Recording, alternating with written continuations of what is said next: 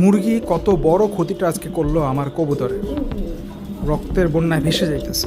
আপনারা যারা মুরগি আর কবুতর একসাথে পালেন তারা কবুতর যখন ছাড়বেন তখন খুব দেখে শুনে রাখবেন কবুতরটা যেন মুরগি যেন কবুতরকে কোনোভাবে অ্যাটাক না করতে পারে। দেখেন আমার এই কবুতরটাকে মুরগি অ্যাটাক করে একবারে মানে রক্ত বের করে যাচ্ছে তাই অবস্থা হইতেছে। এখন আমার এই কবুতরটার বর্তমান অবস্থা অলমোস্ট আজকে প্রায় 1 মাস পরে। এটা কিন্তু ওর পেটটা দেখে কিন্তু বোঝা যেতেছে যে এখানে তার অ্যাটাক হয়েছিল। তো কবুতরটা আমি এখন ছেড়ে দেখাই আপনাদেরকে কবুতরটা এখন কি অবস্থা। এই হলো আমার কবুতরটা, দেখতেছে চারপাশটা দেখতেছে। ওর পেটটা আমি এখন দেখানোর চেষ্টা করি কি অবস্থা, এখান থেকে ও দাঁড়ালে কীরকম দেখা যায় পেটটা।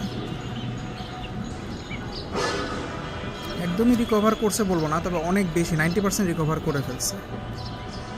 90% সে রিকভার করে ফেলছে, কারণ পালক গজাবে আর কি, গজাইতেছে পালক।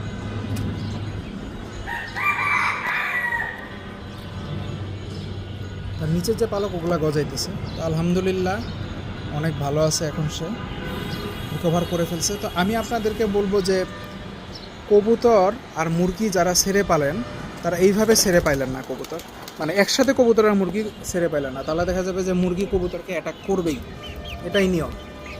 তো সবাইকে এখানে আল্লাহ হাফিজ।